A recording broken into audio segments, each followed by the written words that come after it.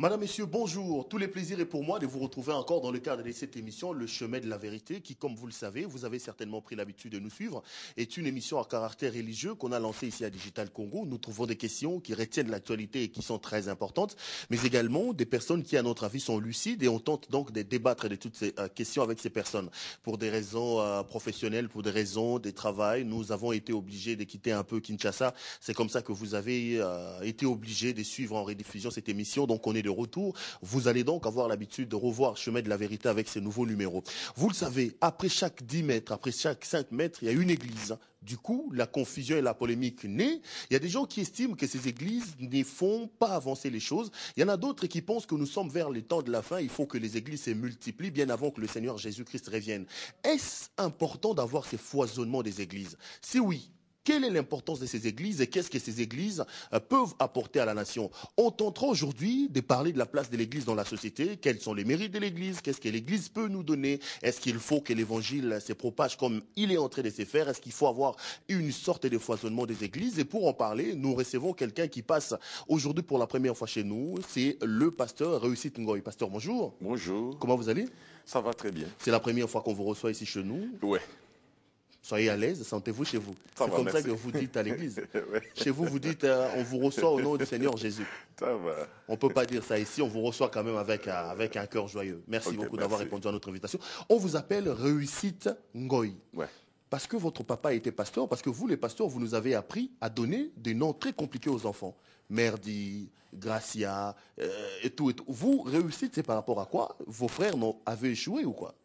Mais non, le nom annonce déjà ce que vous êtes et ce que vous devez faire. Quand je parle de la réussite, je ne peux pas prendre quand même le nom de pasteur échec parce que je suis en train de prêcher la réussite. C'est votre père qui vous a donné ou c'est vous-même qui vous êtes débaptisé? On connaît, il y a quelqu'un qui s'appelait dans cette ville Bob Kalonji, qui s'est fait appeler Diamant, parce que semble-t-il, quand on parle de la prospérité, il faut que le nom reporte cela. C'est un peu compliqué, vous, les pasteurs. Ouais, mais c'est pas très compliqué. C'est en fonction de la mission que vous avez. Vous pouvez changer de nom en fonction de la mission que vous avez. Nous avons dans la Bible Abraham.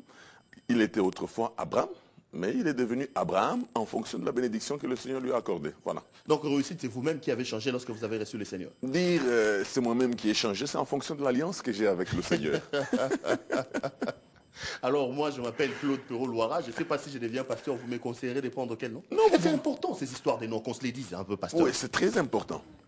Vous savez, quelqu'un qui a pris... Il y a des noms que les gens ont pris durant toute leur vie et qui ont eu un impact sur leur vie. Il y a des gens qui ont eu comme nom sang impur, les gens ont eu un nom comme malchancard, mais dans leur dialecte, il s'est fait que ça affectait leur vie. Mambweni, Mansanga, Mampasi. Ouais. Ça affecte la vie, hein? Ouais.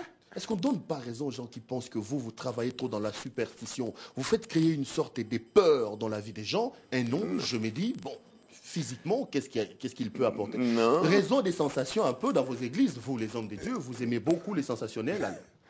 Vous faites changer des gens, débaptiser les gens. Non, on ne débaptise pas tout le monde.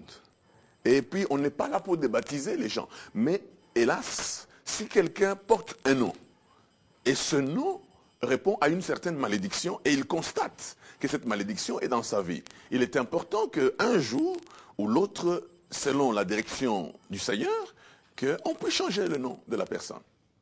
Bon, puisque vous donnez des noms, je vais vous faire rire une petite anecdote. Il y a quelqu'un qui a lu la Bible et qui a donné son nom, son enfant le nom de Caïn. Allez, pasteur, ça s'étouffe dans la Bible, semble-t-il. Alors, vous êtes responsable d'une sorte de ministère que vous appelez Génération Joël. Ouais. Ministère Génération Joël. On connaît les bras de Jésus, l'armée de l'Éternel, la force des dieux, les retours de Jésus. Vous donnez les noms comme vous voulez. Mais ministère Génération de Joël, ça signifie quoi et ça veut dire quoi? Ministère Génération Joël, nous avons comme base le prophète Joël qui avait dit dans les derniers temps, « Je répandrai de mon esprit sur toute chair, vos jeunes gens auront des visions, vos vieillards auront des songes. » Et nous, c'est-à-dire nous sommes les ministères, nous prenons la direction par l'esprit en toute chose. Voilà. C'est comme ça que l'esprit de Dieu. Donc, la référence chez vous, c'est le prophète Joël. Ouais. Ça, c'est également Dieu qui vous a parlé comme ça. Quand vous vous donnez de noms... Pero oui, vous savez, compte tenu de la vision que le Seigneur nous a donnée, compte tenu du mandat que le Seigneur nous a attribué, il a été préféré que nous puissions prendre le nom de Génération Joël. Voilà. C'est-à-dire, en d'autres termes, la génération qui est conduite par l'Esprit de Dieu. Parce que la Bible déclare son Fils de Dieu, ceux qui sont conduits par l'Esprit de Dieu. Voilà. Alors, ça se passe comment chez vous? Génération Joël, c'est une église, vous avez des ministères à gauche et à droite. Le fonctionnement, c'est un peu comment et qu'est-ce que vous poursuivez comme objectif? Nous sommes les ministères d'appoint aux églises. Quand nous parlons de l'église, d'appoint aux églises, nous parlons de l'église, nous sous-entendons l'église, pas d'abord corps de Christ, et église, rassemblement des enfants de Dieu. Les églises dénominationnelles, comme ouais, on dit. Ouais. Mangembo, ACK, ouais. Logos Rema, Ouais. Arche de Noé, de Ouais. notre ami Denis Lessi et le reste. Ouais. Nous avons comme mission, nous devons former les chrétiens à devenir les serviteurs de Dieu. Nous devons reformer ceux qui n'ont pas été bien formés. Nous avons la mission aussi de restaurer l'Église dans ce sens de réparer. Nous avons également la mission de confondre les hauteurs, c'est-à-dire dans 1 Corinthiens 1 qui dit « Dieu choisit les choses viles pour confondre les choses fortes ». Voilà, il y a des gens qui ont été négligés dans la vie, qui n'ont pas de valeur selon les yeux, selon les gens, selon l'entendement du commun des mortels. Mais Dieu nous donne la mission de leur apporter l'évangile afin que demain, ceux qui pensaient que ces gens ne peuvent pas être élevés dans la société, qu'ils soient confondus à voir que le Seigneur peut relever quelqu'un de la poussière jusqu'à le faire asseoir avec les grands. C'est-à-dire que vous êtes une sorte de cour suprême de justice où les Non. églises viennent... Non. Ça se passe comment? Quand vous dites que vous ne travaillez pas avec l'église comme corps du Christ, mais vous Non. travaillez avec des églises dénominationnelles, vous proposez vos Nous services, faisons- ils viennent vers vous. Voilà, c'est la question qu'il fallait poser. Nous ne sommes pas une cour suprême pour les églises, c'est-à-dire que nous donnons nos services aux églises. OK? Mais nous faisons partie de l'église corps de Christ. Voilà. Et on vous paye moyennant quelques... Non. Non. Vous avez reçu gratuit, donné gratuit, dit la Bible, malheureusement. Alors, vous avez évoqué une question très très importante, à mon avis, qui a retenu mon attention. Vous dites que dans vos missions, vous relevez ceux qui travaillent pas bien, ceux qui sont faibles, un peu. Parce qu'aujourd'hui, s'il faut quand même parler Non. des hommes de Dieu, il y a à boire et à manger. Vous, ministère Génération Joël, quand vous regardez le travail que les hommes des églises, le pasteur font ici au Congo, vous êtes fiers ou vous tirez quel bilan? Je crois qu'il y a à manger et à boire dans cette affaire. Il y a des gens qui travaillent très bien, mais il y a des gens pour qui il faut un peu d'ajustement, parce que... Il semble que le pourcentage des bons est trop faible par rapport au pourcentage des mauvais. Mais vous utilisez quelle mesure pour... Vous savez, parfois vous demandez à l'église ce qu'elle ne doit pas faire. Ah, et dans ce cours que vous demandez à l'église peut avoir peut-être 2 sur 10, parce que vous lui donnez un travail qui n'est pas le sien. Mais quand vous allez avec l'église dans le travail qui est le sien, il peut produire le meilleur de lui-même. Non, mais quand vous voyez à l'église des hommes qui se présentent comme étant des hommes des dieux, se rentrer dedans à la télévision, c'est dire des choses. Les hommes des dieux, vous envoyez votre fille dans l'église, soi-disant remplie de l'esprit, votre fille en sort engrossée par un pasteur, entre guillemets. C'est quand même des choses qu'on voit couramment et qui n'honorent pas le travail que vous faites. Est-ce que vous êtes fier d'être pasteur aujourd'hui dans ces contextes-là et dans ce pays? Mais Perrault, est-ce qu'on arrache le permis de conduire à tous les conducteurs si un conducteur fait un accident? Non. C'est-à-dire là où il y a le faux, il y a aussi le vrai. Nous ne pouvons pas dire parce qu'une église, une fille a été engrossée dans une église, que toutes les églises deviennent des entités où on engrosse les gens. Non, c'est pas ça. C'est pas ça. C'est-à-dire que là où il y a, le faux est là. Et d'ailleurs, le faux vient après le vrai. Parce qu'il y a d'abord le vrai. Et le faux est venu. Mais le problème est que nous qui vous suivons de l'extérieur, nous qui vous regardons, nous avons du mal à comprendre que celui-là est faux et celui-là est vrai. Voilà pourquoi certaines personnes estiment qu'il faut limiter le foisonnement de ces églises qui amènent bruit, qui amènent désordre, les enfants sorciers, qui amènent les enfants dans la rue. Mais Perrault, pourquoi on n'arrête pas les partis politiques? Parce qu'ils ne se multiplient même pas, ils s'émiettent. Il y en a trop. Les partis politiques, il faut les arrêter. Mais on continue à les enregistrer. Il y en a qui n'ont même pas de siège. Mais les partis politiques sont là. Pourquoi on n'arrête pas les bars? Parce qu'il y a des bagarres dans des bars. Les bars nuisent par contre à la société. Pourquoi on n'arrête pas la pollution visuelle dans les télévisions? Parce qu'on voit n'importe quoi dans la musique congolaise. Pourquoi on n'arrête pas? Pourquoi on doit s'acharner sur l'église, qui par contre a montré quand même de bonnes choses dans ce pays. Les églises ont un bon avocat, vous savez. Mais le problème, hein, pasteur Réussite, hein, le problème est que vous attribuez une certaine sorte de statut. Ouais. Hein, vous avez le ministère de l'esprit, vous êtes là pour corriger. Alors quand la pourriture commence par chez vous, c'est tout à fait normal que ça puisse offusquer les gens. C'est tout à fait normal que les gens se posent des questions et que les gens vous rentrent dedans comme ils sont en Non, train ça de le montre faire. que le diable existe. Ça montre que le diable existe. Malheureusement, vous savez, il y a des choses. L'extérieur a sa manière de juger l'église.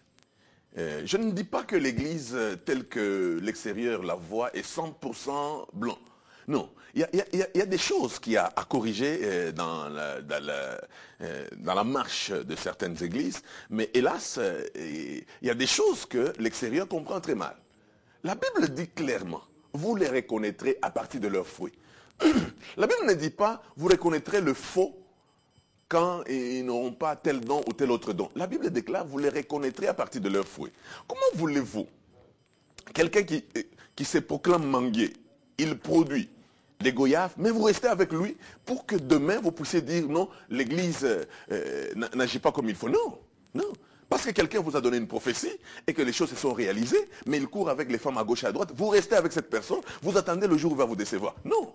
Il produit déjà des mauvais fruits, c'est suffisant. Les gens ne veulent pas lire la Bible. Qu'est-ce que dit la Bible à ce propos? La Bible ici, moi je l'appelle comme...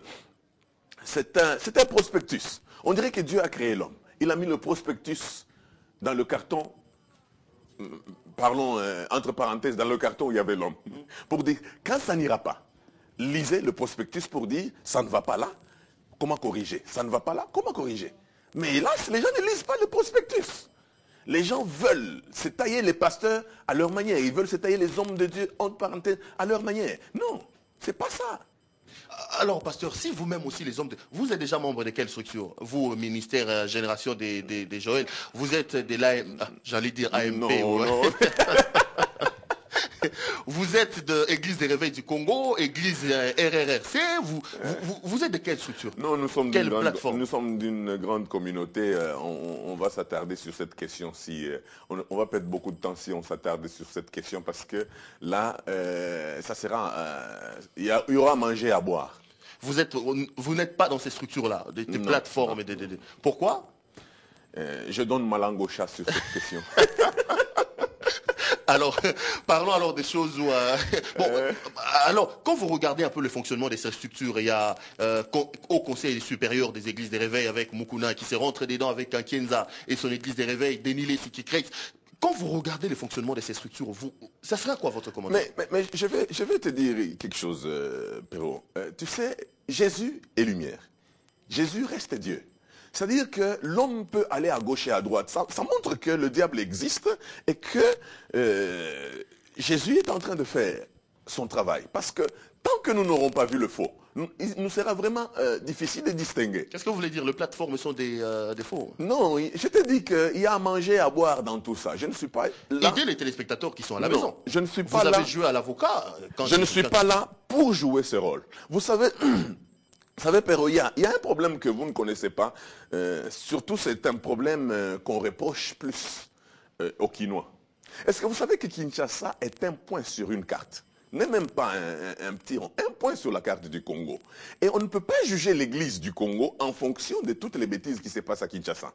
Mais quand vous circulez, Dieu m'a fait grâce, j'ai eu le temps de circuler. On dit que Kinshasa est le centre d'impulsion.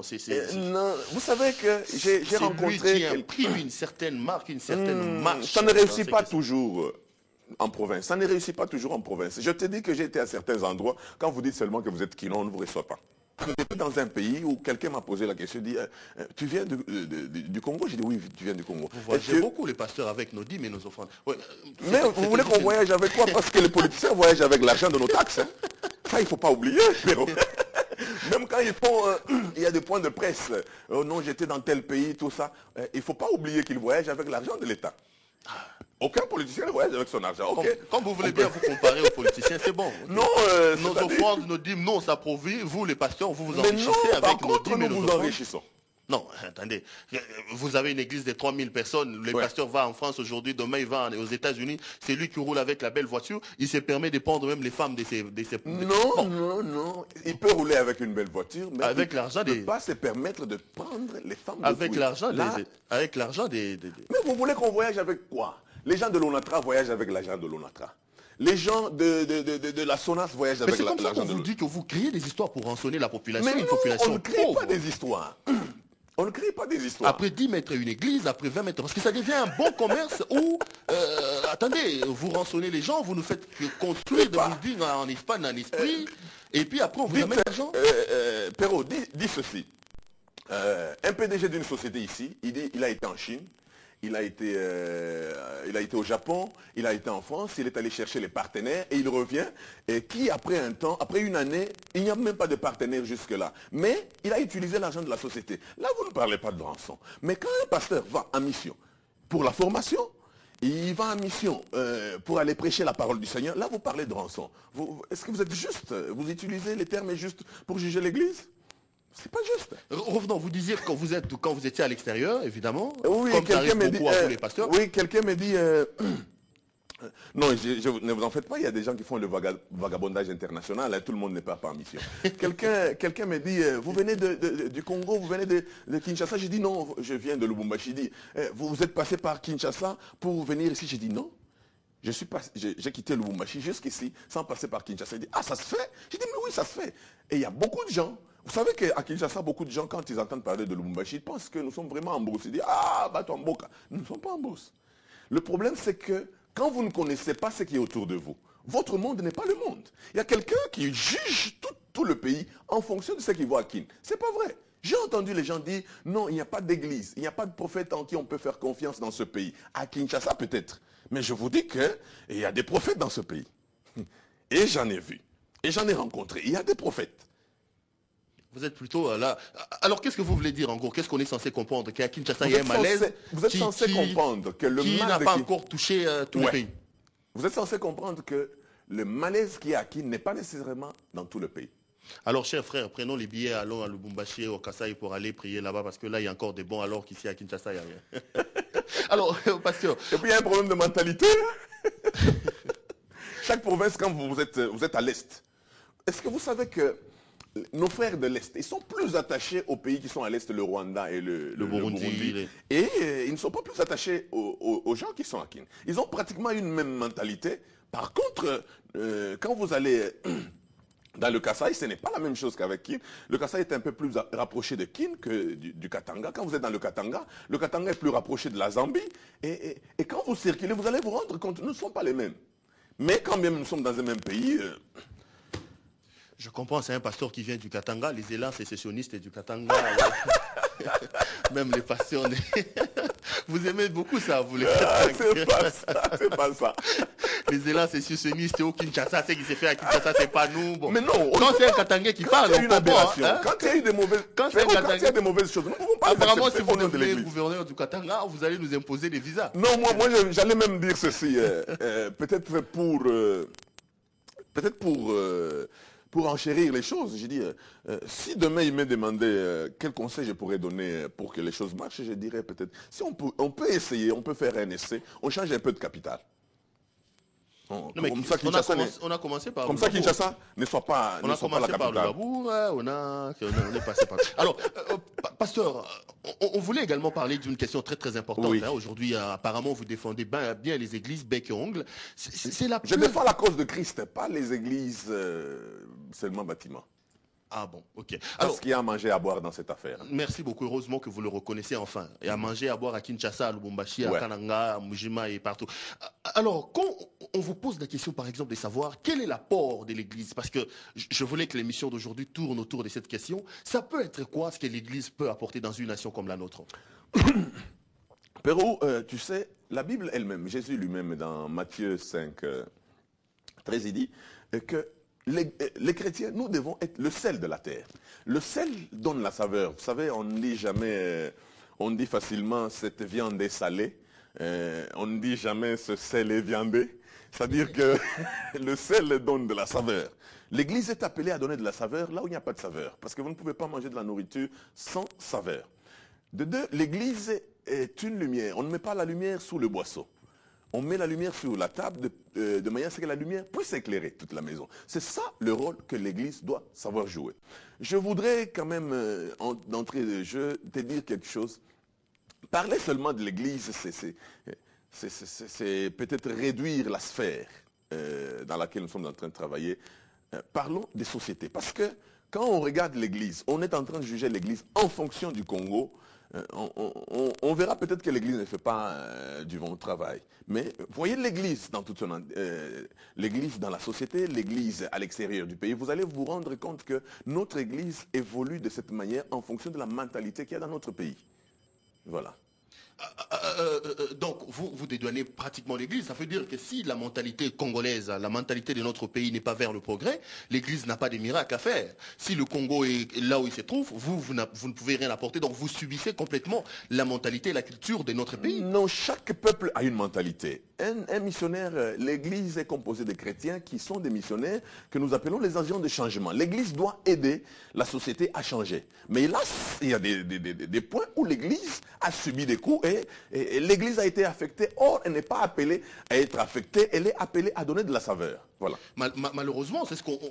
Alors, qu'est-ce qu'il faut faire? Parce que quand vous regardez, en gros, c'est comme ça qu'au départ, je vous disais, si on vous juge peut-être sévèrement, parce que vous prétendez avoir un statut des gens qui peuvent changer le monde alors qu'on ne le voit pas. Qu'est-ce qu'il faut faire concrètement, pasteur, aujourd'hui pour qu'Église luise, pour qu'Église redevienne une vraie saveur et que l'Église donne le temps pour que la nation suive? Il y a des choses par lesquelles nous devons passer. L'Église doit rentrer à la parole du Seigneur. Et à la parole du Seigneur, pas en fonction de la ville là où elle habite. Parce que nous n'aurons pas d'excuses en ce jour-là. Nous ne pourrons pas dire, par exemple, en ce jour-là, nous dirons peut-être, Daniel dira, j'ai vécu dans une société aussi pourrie, comme la vôtre, mais j'ai fait la différence. L'autre dira, j'ai vécu dans une société comme la vôtre, plus que la vôtre, parce qu'en ce temps-là, les hommes prenaient les hommes pour femmes, mais j'ai tenu, et même en plein Sodome et Gomorrhe, j'avais encore des filles vierges. Donc, vous n'avez pas d'excuses, parce que je ne voudrais pas que nous puissions avoir d'excuses en disant, vous savez, au Congo, il y avait beaucoup de problèmes. Non, nous devons tenir à la parole du Seigneur, quand bien même les temps sont mauvais. Et d'ailleurs, c'est là que nous devons montrer l'exemple. Nous sommes appelés à être le sel de la terre. Ce n'est pas à nous de changer en fonction de la société. C'est-à-dire que quand vous dites pourquoi l'Église devient comme ça, mais moi je vous donne totalement raison parce que vous êtes en train de réclamer en soi la saveur. Vous dites mais la société est sans saveur à cause de vous parce qu'on attendait que vous puissiez donner le meilleur de vous-même. Mais hélas, nous sommes déçus, vous devenez comme des sources au débit capricieuses. Donc il y a des choses qui doivent se passer. Donc, alors là, le problème, c'est lui qui vous envoie, qui n'a pas la force de faire de vous de grands. C'est vous qui recevez les messages, qui êtes incapable de se faire des grands.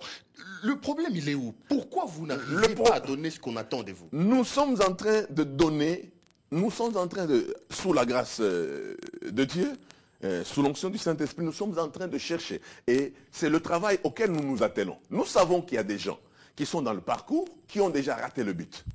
Mais il y a un peu plus de confusion. Parce que il y en a, quand ils se lèvent, ils parlent au nom du Seigneur. Que dit la Bible à propos des prophètes? Il dit, vous les reconnaissez, comment vous reconnaîtrez un prophète? C'est-à-dire, il va annoncer des choses. Et au bout de temps, quand nous nous rendons compte que ces choses ne se réalisent pas, c'est un faux. Mais curieusement, les gens sont toujours derrière ce faux. Et ça, ce n'est pas la faute de Dieu. Ça, ce n'est pas la faute de la parole du Seigneur. Parce que la parole du Seigneur dit, vous le reconnaîtrez à partir de leurs fruits. La Bible déclare, parce que vous ne vous êtes pas soucié de connaître Dieu, Dieu vous a livré à vos sens réprouvés. Si vous ne vous souciez pas de connaître Dieu, vous savez que là, il y a l'obscurité. Vous continuez à suivre l'obscurité. Et ce n'est plus la faute de l'Église, parce que Dieu vous les a livrés publiquement pour que vous arriviez à comprendre que Dieu, c'est l'unité. Regardez une telle division, Dieu c'est la paix. Regardez un tel désordre, Dieu, c'est la lumière. Regardez cette obscurité. Mais pourquoi vous continuez à faire confiance en cette obscurité? Voilà le problème. Non, mais là que vous, par exemple, je vous donne ces qualificatifs-là, qui vous reconnaissez parmi les vrais, est-ce qu'il ne faut pas que vous vous retrouvez ensemble, que vous mettez en place une sorte de dynamique, un mécanisme pour influencer d'abord vous les hommes de Dieu? Voilà que lorsqu'on parle des plateformes, vous opposez catégoriquement. C'est peut-être aussi un moyen qu'on s'est dit, on se retrouve, on fait une sorte de table ronde des pasteurs, on discute des choses qui vous intéressent entre vous. Là, peut-être ça peut également être un début de moyen. Oui, ça s'est fait déjà à plusieurs endroits et à plusieurs niveaux parce que... Non, mais vous êtes apparemment opposé farouchement quand je vous ai parlé des RRC, quand je vous ai parlé des Non, AMEC, ce n'est pas la fin. Non, écoutez, je ne voudrais pas donner plus de commentaires sur des choses que je ne connais pas bien. Parce que vous savez, le mobile d'une chose est très important. Un de mes pères spirituels m'a dit, quand quelqu'un commence une église, parce qu'il veut construire une maison, même quand les gens seront remplis du Saint-Esprit, ne perdez pas de vue, il l'a fait pour construire une maison. Et quand il aura construit la maison, il aura atteint l'apogée.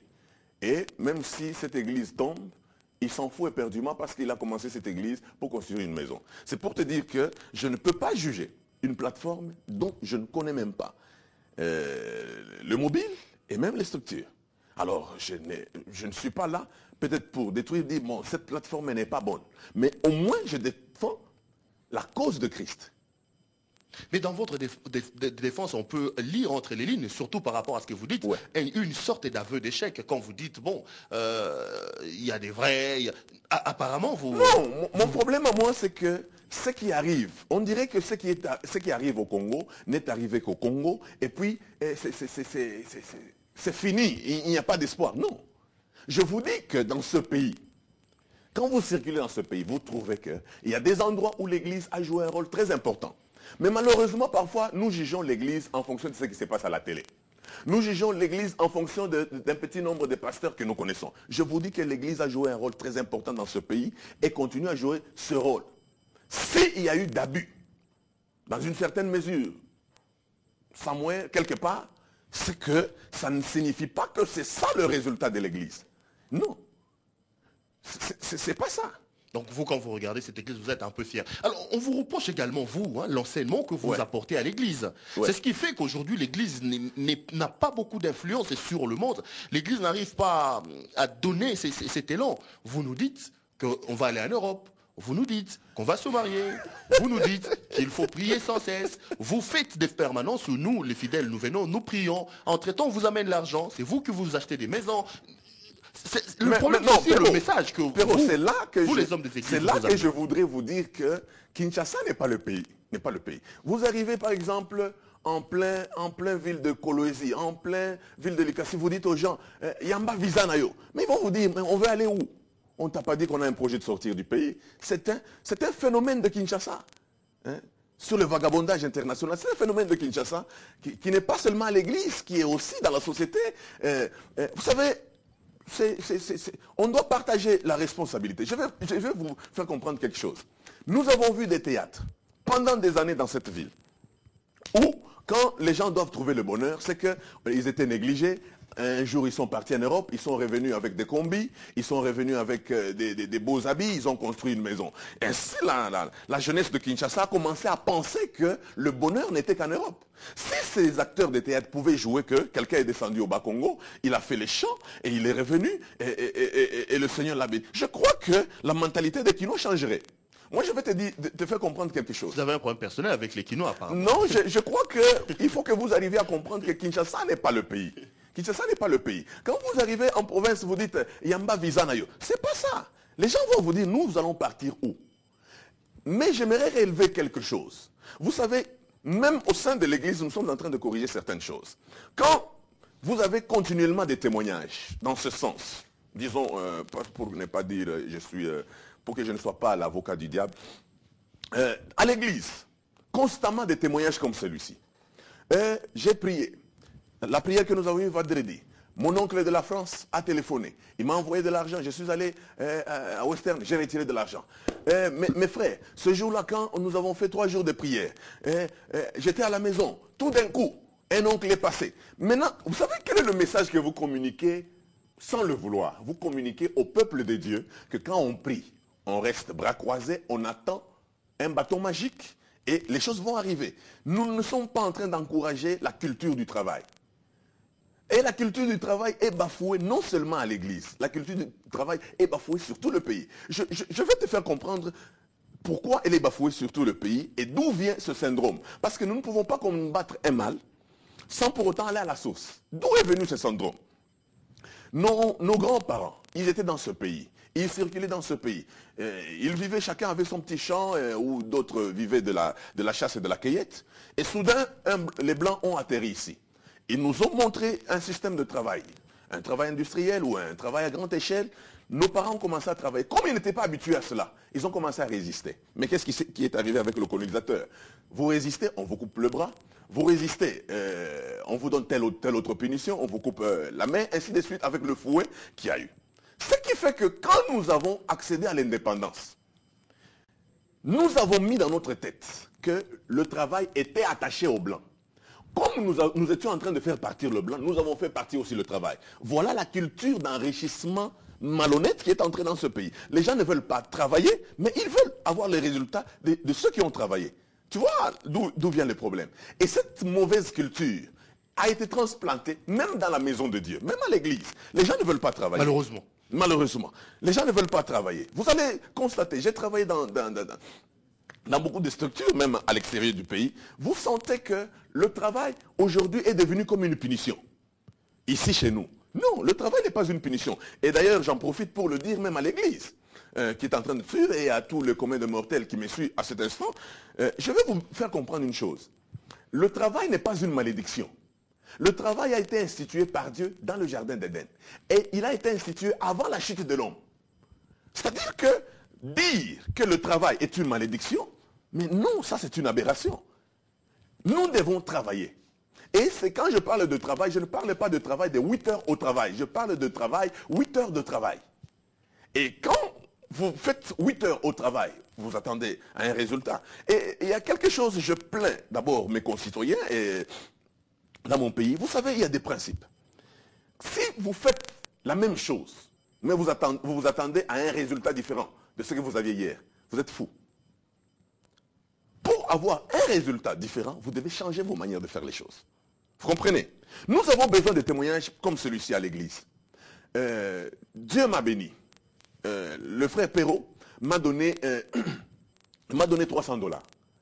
J'ai regardé que dans cet argent, il y avait la nourriture et la sémence, selon les principes de la Bible. J'ai pris la sémence. J'ai fait quoi? J'ai peut-être acheté une machine, j'ai fait ceci, j'ai commencé un petit champ, j'ai commencé une affaire. Voilà, au bout d'une année, je suis à 3000 $. Voilà les témoignages que nous voulons à l'église. Nous ne voulons plus de l'église qui donne des témoignages. J'étais là, tout d'un coup, quelqu'un m'a téléphoné. Mais on communique quoi? C'est-à-dire que c'est ça le miracle, semble-t-il, qui mais fait chose non, auquel écoutez, on ne faites pas le miracle là où le Seigneur ne vous demande pas de faire le miracle. C'est le Seigneur qui a institué le travail. Si vous ne voulez pas travailler, et d'ailleurs, il dit lui-même que celui qui ne travaille pas ne mange pas non plus. Il y a des gens qui sont vraiment en erreur. Ils pêchent parce qu'ils mangent sans travailler. C'est grave. Ils mangent sans travailler. Non, non, il faut travailler. Il y a une culture, par exemple, ici, on dit, après sakaté. On va vous donner pourquoi? Pourquoi que vous avez fait? Mais travaillez pour qu'on vous paye. C'est ça le problème. Alors là, le problème, il faut également travailler la tête des pasteurs. C'est là que... Non, c'est pas seulement les pasteurs. C'est là que la Bible... Non, c'est les pasteurs qui amènent le message. Suis-moi bien. Okay. C'est là que la Bible déclare... J'ai même envie de vous donner un tableau. J'ai l'impression d'être dans un pot.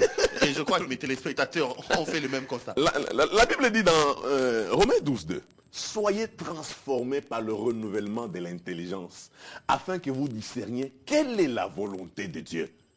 Vous savez, quand on dit qu'il faut être transformé par le renouvellement de l'intelligence, c'est quoi? Je vais te faire comprendre quelque chose. La Bible déclare dans Ésaïe 55, le verset 8, « Mes pensées ne sont pas vos pensées, mes voix ne sont pas vos voix.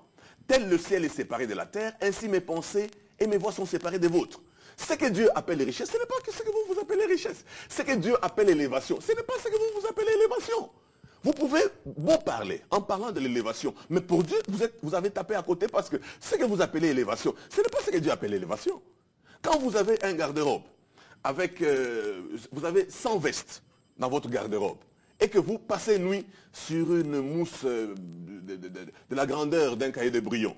Vous appelez ça élévation? Vous appelez ça élévation? Quand vous ne mangez pas à la longueur de journée, suivez-moi. Quand vous ne déjeunez pas, vous ne savez pas manger pour satisfaire, pour être en bonne santé. Vous ne pouvez même pas avoir une nourriture conséquente sur votre table. Mais vous avez au moins une veste de 1000 $. C'est ça que vous appelez élévation? Vous l'appelez élévation en fonction de votre contrée. En fonction du milieu. En fonction de Kinshasa. En fonction de Kinshasa. Parce que je vais te dire une chose. Vous pouvez aller ailleurs dans les le monde. Les Chinois en ont eu pour leur compte aujourd'hui. Allez ailleurs dans le monde, par exemple anglophone, vous allez trouver quelqu'un qui a beaucoup d'argent. Mais qui ne peut pas démontrer cet argent avec le nombre de ses vestes. Qui le manifeste avec son compte. Vous comprenez un peu? Quand vous visitez son compte, vous vous rendez compte que cet homme, il a raison. Quand vous visitez sa maison, vous vous rendez compte qu'il a raison de dire je rentre à la maison. Parce que... comment vous jugez-vous la grandeur dans votre milieu? Comment jugez-vous l'élévation dans votre milieu? C'est là où le bas blesse. La Bible déclare, mes pensées ne sont pas vos pensées. Vous pouvez dire que je suis grand. Est-ce que Dieu vous trouve grand? Il l'a fait avec nos bien-aimés, il l'a fait avec Abraham. Abraham dit à Dieu, je m'en vais sans enfant, je n'ai qu'Eliezer de Damas comme héritier. Dieu dit, est-ce que je t'ai dit, c'est Eliezer? Sors de ta maison, compte les étoiles, compte le sable de la mer. Là, il a pris maintenant la vision de Dieu. Il a pris maintenant la vision de Dieu. Et maintenant, il a commencé à marcher en fonction de la vision de Dieu. Il faut que nous arrivions à comprendre que le monde, ton monde n'est pas le monde. Ton monde n'est pas le monde. Si tu vis dans un milieu où les gens estiment que quand ils ont 100 $, ils ont atteint le top. Mais le jour où vous irez, là où les gens...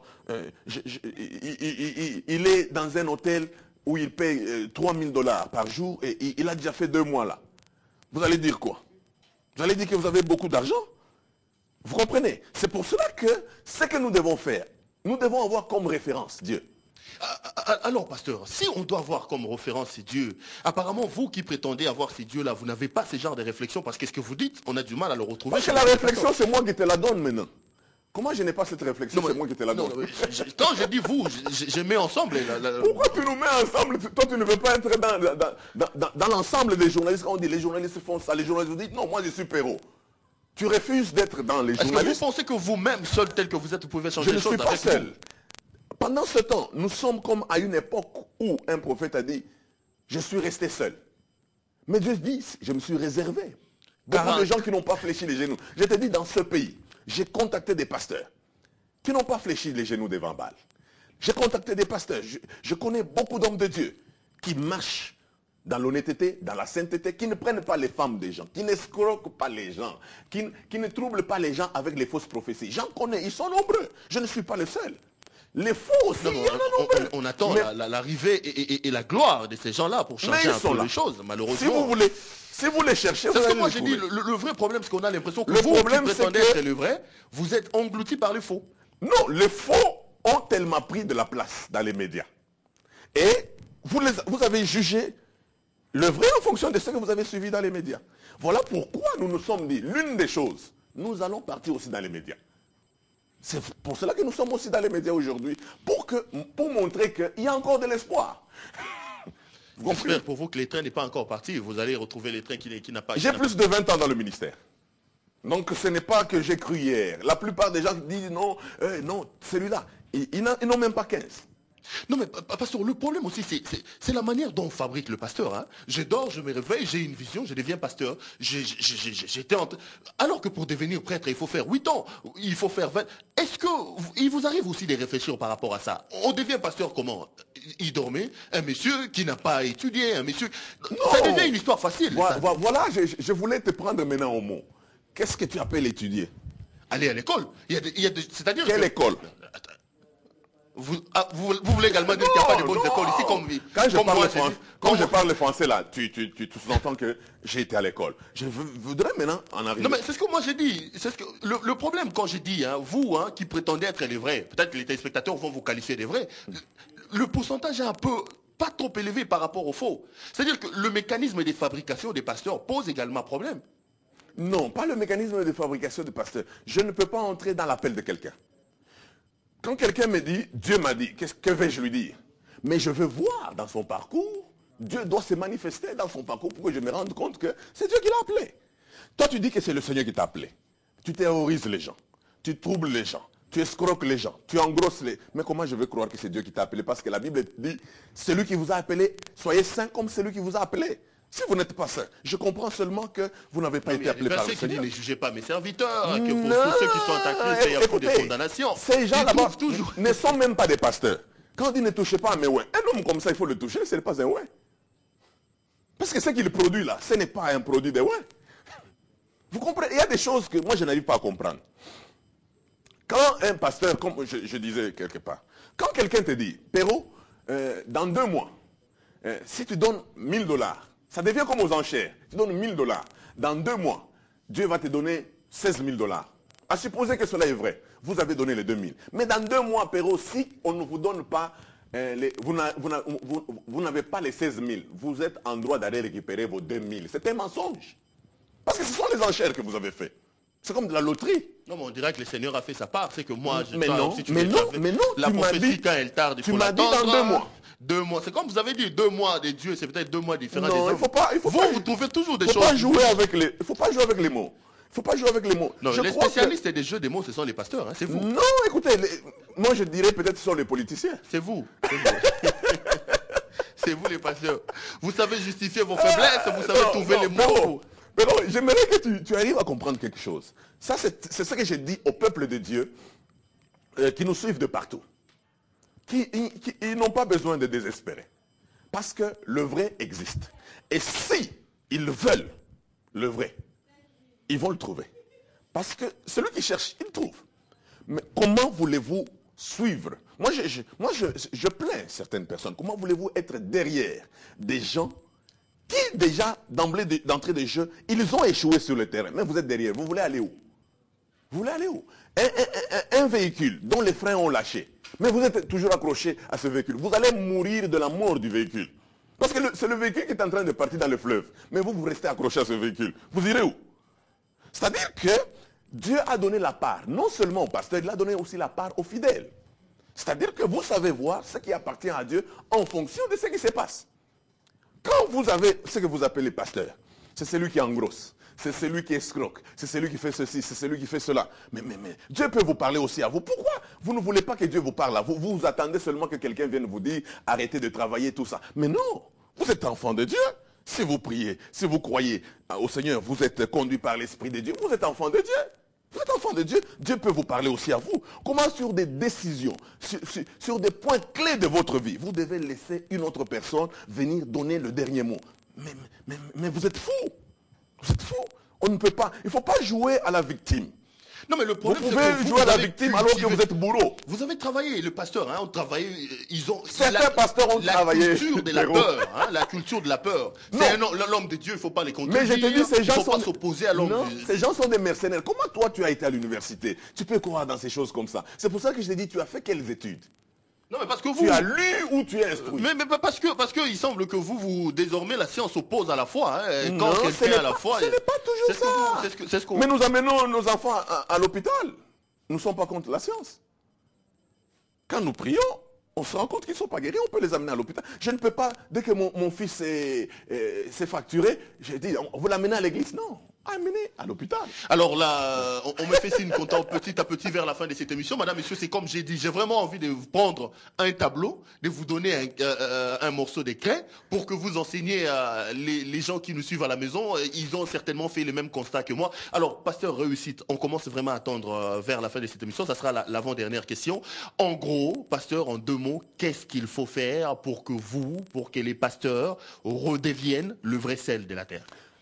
Ce qu'il faut faire, je vais faire un appel aux pasteurs qui ont commencé avec le Seigneur, qui sont en train de terminer avec la chair, de revenir à la maison parce qu'ils se sont égarés. Je veux dire à ceux qui tiennent bon de ne pas envier le mal, parce que Asaph, dans la Bible déclare, toutefois mon pied allait fléchir quand j'ai commencé à observer le méchant.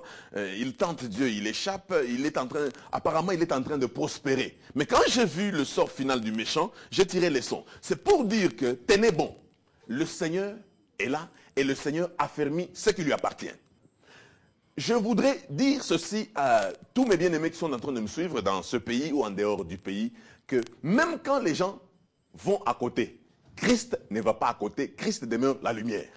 La parole du Seigneur, elle est très claire. Lisez la parole du Seigneur, jugez le monde en fonction de la parole du Seigneur. Si vous voulez vous créer une vérité à vous, vous êtes une proie pour l'ennemi. Les faux, il y en aura toujours, parce que ce n'est pas pour la première fois qu'il y a les faux. Même dans la Bible, il y a eu des faux. C'est-à-dire que la lumière, elle est là. C'est à vous de vous exposer à la lumière. Et la lumière est en train d'éclairer. Vous pouvez vous-même regarder et suivre que là où il y a le faux, et là, il y a le vrai. Les fausses prophéties, il y en a. Les vrais, il y en a. Mais je tiens à vous dire une chose. Réfléchissons, Perrault. Quelqu'un te dit, je vais aller jeûner pour toi à la montagne. J'ai besoin de lait. J'ai besoin du pain. Jugeons un peu d'une manière classique. Déjeuner, c'est le contraire de jeûner. C'est-à-dire quelqu'un, il prend les choses pour déjeuner, mais il les amène pour jeûner. Vous réfléchissez. C'est-à-dire que vous aussi, vous n'êtes pas normal. Vous n'êtes pas normal. Quelqu'un, la Bible déclare, nous avons reçu gratuitement, nous donnons gratuitement. Quand quelqu'un vous donne une prophétie, ça s'arrête là. Il ne doit pas dire, non, maintenant faites l'offrande. C'est un mercenaire. Le mercenaire travaille pour son ventre. Et même quand il fait tout un message, il peut faire un message, il peut parler, vous pouvez même sauter. Mais vous allez constater une chose qui arrive dans les mercenaires, c'est qu'ils atterrissent toujours aux offrandes. Les offrandes sont leur piste d'atterrissage. Ce n'est pas normal. Parce qu'un mercenaire, c'est comme quand on avait les Zimbabwéens là. Ils combattaient à nos côtés. Ce n'est pas qu'ils aimaient notre pays. Non, ils le faisaient pour de l'argent. Et ils n'aiment pas le pays. C'est-à-dire, ce sont les gens qui annoncent Christ. Paul les a même dit, ils annoncent Christ pour un motif impur. Leur Dieu, c'est leur ventre. Même quand ils vous annoncent des choses, si vous ne leur donnez pas quelque chose, c'est-à-dire que vous avez des problèmes avec eux, c'est déjà les signes des faux. Mais vous êtes toujours derrière ces faux. Vous dites que, oh non, ils sont faux. Mais vous êtes toujours derrière. Là, vous n'êtes plus victime. Là, vous devenez bourreau. Alors, vous encouragez le mal. Et puis, je vais te dire une chose. Ça sera la dernière? Oui, je vais te dire une chose. Vous savez que en une minute, l'argent que nous donnons à l'église, c'est une sémence. La sémence a trois critères. La sémence, nous devons donner beaucoup, comme la Bible le dit, donner abondamment. Celui qui sème abondamment récolte abondamment. La qualité est une chose importante. La terre, c'est une chose très importante. Vous mettez votre sémence, vous soutenez quel type de serviteur. C'est une mauvaise terre.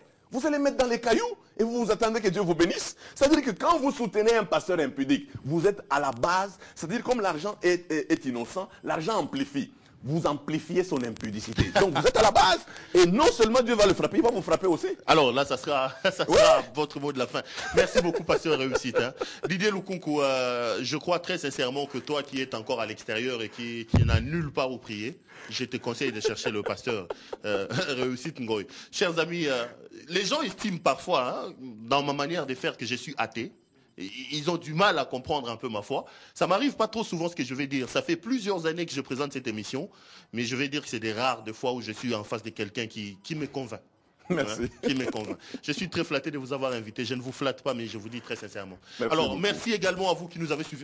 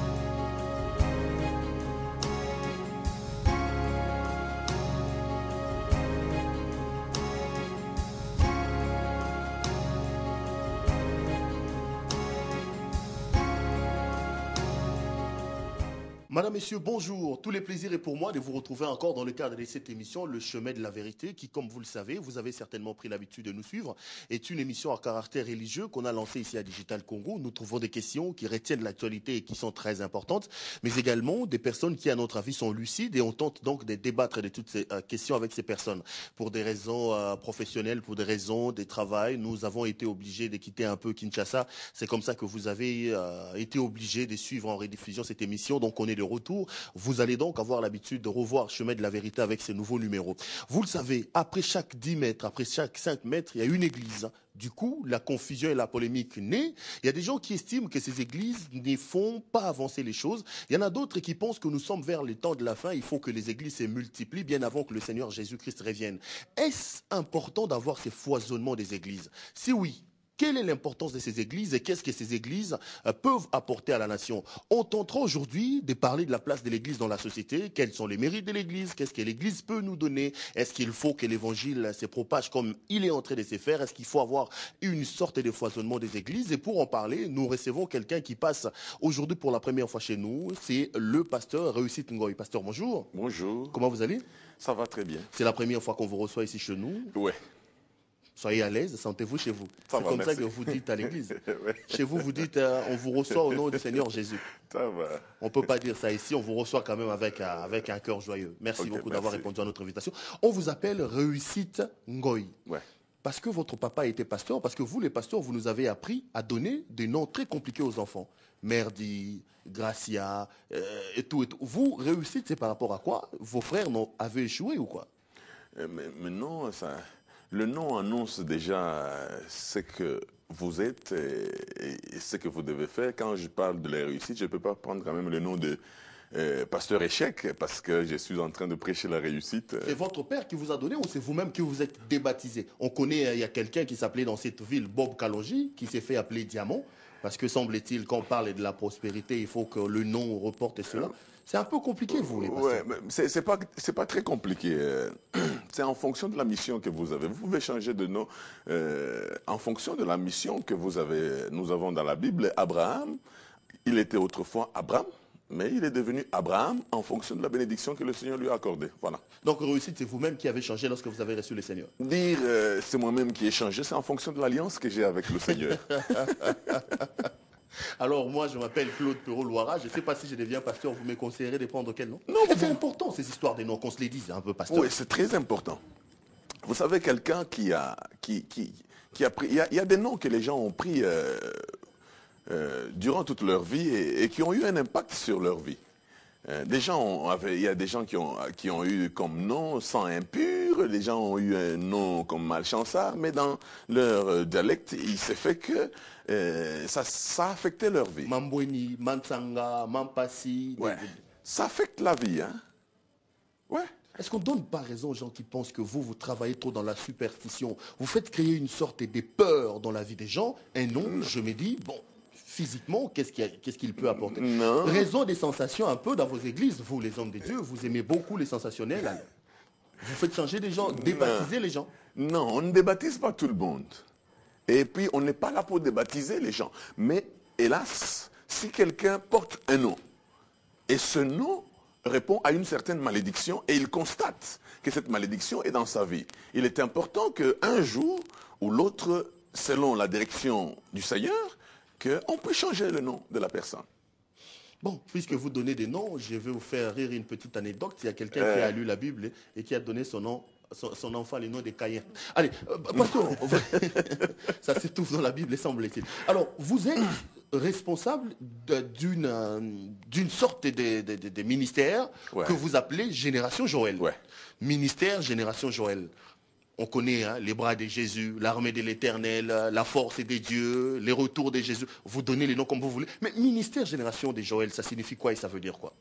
Ministère Génération Joël, nous avons comme base le prophète Joël qui avait dit dans les derniers temps, « Je répandrai de mon esprit sur toute chair, vos jeunes gens auront des visions, vos vieillards auront des songes. » Et nous, c'est-à-dire nous sommes les ministères, nous prenons la direction par l'esprit en toute chose. Voilà. C'est comme ça par que l'esprit de Dieu. Donc, la référence chez vous, c'est le prophète Joël. Ouais. Ça, c'est également Dieu qui vous a parlé comme ça. Quand vous vous donnez de noms... Pero oui, vous savez, compte tenu de la vision que le Seigneur nous a donnée, compte tenu du mandat que le Seigneur nous a attribué, il a été préféré que nous puissions prendre le nom de Génération Joël. Voilà. C'est-à-dire, en d'autres termes, la génération qui est conduite par l'Esprit de Dieu. Parce que la Bible déclare son Fils de Dieu, ceux qui sont conduits par l'Esprit de Dieu. Voilà. Alors, ça se passe comment chez vous? Génération Joël, c'est une église, vous avez des ministères à gauche et à droite. Le fonctionnement, c'est un peu comment et qu'est-ce que vous poursuivez comme objectif? Nous sommes les ministères d'appoint aux églises.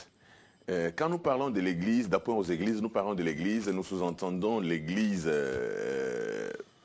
pas d'abord corps de Christ, et église, rassemblement des enfants de Dieu. Les églises dénominationnelles, comme ouais, on dit. ouais. Mangembo, ACK, ouais. Logos Rema, Ouais. Arche de Noé, de Ouais. notre ami Denis Lessi et le reste. Ouais. Nous avons comme mission, nous devons former les chrétiens à devenir les serviteurs de Dieu. Nous devons reformer ceux qui n'ont pas été bien formés. Nous avons la mission aussi de restaurer l'Église dans ce sens de réparer. Nous avons également la mission de confondre les hauteurs, c'est-à-dire dans 1 Corinthiens 1 qui dit « Dieu choisit les choses viles pour confondre les choses fortes ». Voilà, il y a des gens qui ont été négligés dans la vie, qui n'ont pas de valeur selon les yeux, selon les gens, selon l'entendement du commun des mortels.